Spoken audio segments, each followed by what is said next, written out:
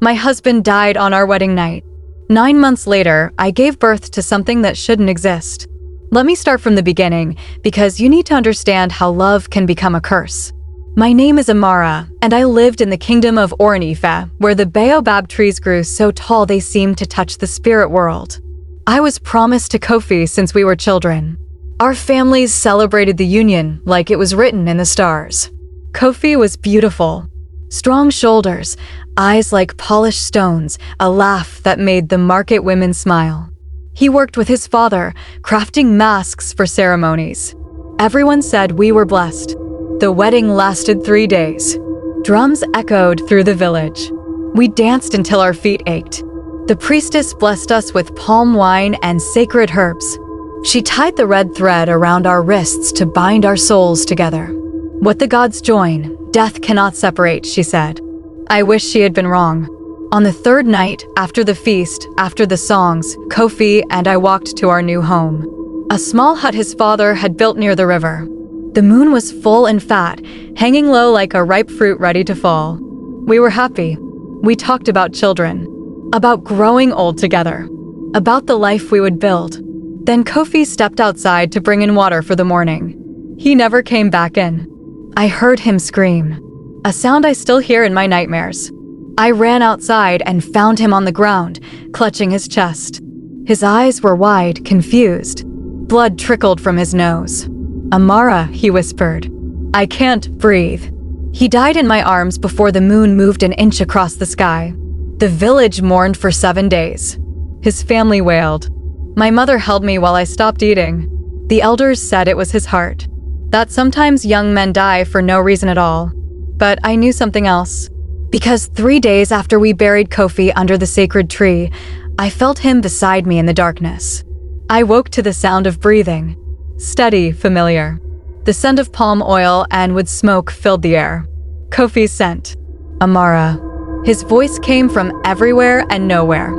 I couldn't see him, but I felt his hand on my shoulder, cold as river water. Kofi? I whispered into the black.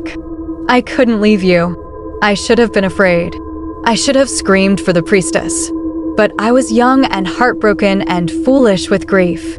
I miss you, I said. I'm here now. That night, under the full moon, my dead husband came to me. Not as a man. Not exactly. But as something else. Something between flesh and spirit. I felt him. Solid enough to touch. Real enough to hold. When morning came, he was gone. I told no one. How could I? They would say grief had driven me mad. They would perform cleansing rituals. They would take me to the river and wash away what they thought were evil spirits. But I knew what I felt. The next full moon, he came again. And the one after that. Each time, I felt more of him. His touch grew warmer. His voice clearer. It was like he was learning how to exist between worlds. The red thread, he told me one night. It still binds us. I cannot cross over while you hold one end. Then I'll never let go, I said. 3 months after his death, I started feeling sick in the mornings. My breasts grew tender. My stomach began to swell. My mother noticed first. Amara, she said, her face tight with worry. Are you with child? I nodded, unable to speak. But Kofi you only had one night. One night was enough, I lied. The village whispered, but they accepted it. A final gift from my dead husband. A piece of him I could keep. But they didn't know the truth. I was 4 months along when I realized something was wrong. The baby moved strangely. Sharp movements that felt like claws scraping my insides. I would wake up with scratches on my belly that I didn't remember making. The priestess examined me. Her face went pale. This child. She started, then stopped. How do you feel, Amara? Different, I admitted. She gave me herbs to drink. Protective charms to wear. She didn't say what she suspected, but I saw the fear in her eyes. When my time came, the birth took 2 days. The midwives screamed when they saw what emerged. My daughter had Kofi's eyes, his nose, his beautiful face. But her fingers were too long, ending in points like thorns. Her skin shifted between solid and translucent, as if she couldn't decide which world she belonged to. She didn't cry like normal babies. She hummed. A sound like wind through empty huts. The midwives ran. My mother fainted. Only the priestess stayed, her hands shaking as she cut the cord. "What have you done, child?" she whispered. I named my daughter F. It means wealth in our language, because that's what she was to me. A treasure born from love and death. But F was just the beginning. If you're still listening to this tale, I need to ask you something. Are you enjoying this story? Drop a comment and tell me where you're listening from. I love hearing from people all over the world who appreciate these old stories. And if you don't want to miss the next tale, hit that subscribe button and turn on notifications. There are more mysteries waiting to be told, and I want you to hear them all. Now, let me continue. F grew faster than normal children. Within weeks, she looked like a child of 2 years. She spoke in whispers that only I could understand. She would stare at empty corners of our hut and smile at things I couldn't see. The village kept their distance. Mothers pulled their children away when we passed. Men made signs against evil spirits. Only the priestess would visit me. "The full moon is coming again," she said one evening, watching F play with shadows in the corner. "He will come to you again, won't he?" I said nothing. "Amara, you must cut the thread. You must let him cross over. This cannot continue." "He's my husband," I said. "He's dead. And you're creating things that shouldn't exist." But I didn't listen. That night, under the full moon, Kofi came again. He looked at F with pride and wonder. "She's beautiful," he said. "Like you." "The village is afraid," I told him. "Let them be afraid. We have each other." 9 months later, I gave birth to twins. Both boys. Both with Kofi's strong shoulders and my mother's cheekbones. But their eyes glowed faint silver in the dark. They could pass through walls when they got upset. When they cried, the wind picked up outside, no matter how still the day had been. I named them Ao and Deli. Joy and home. The priestess stopped visiting. My mother moved to live with my sister in another village. The elders held a meeting and decided I was cursed. They told me to leave. "You bring unnatural things into this world," the chief said, unable to look at my children. "Spirits wearing flesh. The ancestors are angry." "These are my children," I said. "These are abominations." They gave me 3 days to pack and go. I took my children deep into the sacred forest where no one would follow. We found an abandoned shrine near a waterfall. It became our home. F, Ao, and Deli grew up between worlds. They could see spirits as clearly as trees. They spoke to the dead like old friends. They belonged nowhere and everywhere at once. And every full moon, Kofi came to me. "I'm sorry," I told him once as we lay in the darkness. "I've made us outcasts. You've given me a family," he said.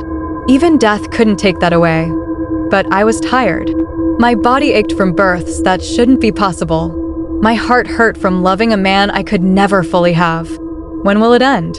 I asked. He was quiet for a long time. "When you cut the thread," he finally said. "When you let me go." I became pregnant 4 more times over the years. Each child born under a full moon. Each one more spirit than human. More caught between worlds than the last. My oldest, F, was the only one who could speak to me about it. "Mother," she said one evening as we gathered water. She was 10 years old now, though she'd only been born 3 years before. "Why do you keep calling him back?" "I don't call him. He comes. Because you want him to. The red thread only binds if both people hold on." She was right, of course. I knew she was right, but I couldn't let go. Until the night everything changed. My youngest child, born just 2 months before, stopped breathing. He simply faded. One moment he was nursing at my breast, the next he was transparent as morning mist, and then he was gone. I screamed. I held his empty clothes and wailed like I'd wailed when Kofi first died. F put her hand on my shoulder. At 10, she looked like a young woman, wise beyond any measure of time. "He couldn't choose which world to live in," she said softly. So he chose neither. That night, I didn't sleep. I sat outside our shrine and watched the full moon rise. I waited for Kofi. He came as he always did. But this time, I really looked at him. I saw how faded he'd become. How tired. His edges blurred like smoke. His voice was thin. Amara, he said. I felt our son cross over. I'm sorry. How many more? I asked. How many more children between worlds? How many more half-lives? As many as you want, he said. I'll stay as long as you need me. That's the problem, I said. I'll always need you. Because you were taken from me too soon. Because our story was supposed to be different. He sat beside me. His hand found mine. Cold, but there. Tell me what you want, Amara. I looked at our children sleeping inside the shrine. 7 of them now. Beautiful, strange, powerful, lonely. Never fully belonging anywhere. I want them to have a choice, I said. I want them to be able to live fully in one world or the other. Not trapped between. Then you know what you have to do. I did. I reached for my wrist, where the red thread had been tied on our wedding night. I couldn't see it, but I felt it. A connection that had survived death itself. If I cut this, I said, I lose you forever. No, Kofi said. You'll finally let me rest. And you'll finally be free to live. My hands shook as I brought my teeth to my wrist. I bit down on something that wasn't quite physical. Something that tasted like memory and moonlight. The thread snapped. Kofi gasped. Light poured from him, soft and golden. He became solid for just a moment. Fully there. Fully real. He cupped my face in his hands. They were warm. Thank you, he whispered. Then he was gone. Not vanished. Not faded.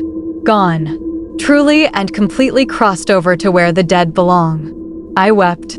Not from grief this time, but from release. When dawn came, my children found me. They looked different. More solid. More here. What happened? F asked. Your father has gone home, I said. And now we can find ours. Over time, my children learned to choose.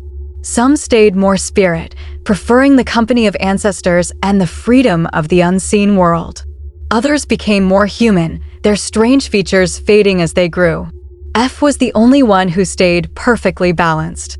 She became a priestess herself, helping other families navigate the spaces between life and death. As for me, I never remarried. I never had more children. I spent my remaining years teaching my unusual family about both worlds they belonged to. The village eventually forgot about us. Or maybe they just stopped caring. Sometimes, when new priestesses came to the sacred forest for training, they would find us. They would see my children and understand that love makes its own rules. That death isn't always the end. And that some threads, even when cut, leave marks that never fully fade. I'm an old woman now. My eldest children are grown, though time moves strangely for them. My body is tired, but my heart is light. Sometimes, on quiet nights when the moon is full, I think I feel Kofi near me. Not haunting, not returning, just watching. Proud of what we created together, despite everything. 7 children born between worlds. 7 bridges between life and death. 7 impossible loves made flesh and spirit. The priestesses say I paid a terrible price for holding on too long. The elders say my children are warnings against defying nature. But I look at F, teaching young girls about the sacred mysteries. I look at Ao and Deli, guiding lost spirits home. I look at all my strange, beautiful children living their impossible lives.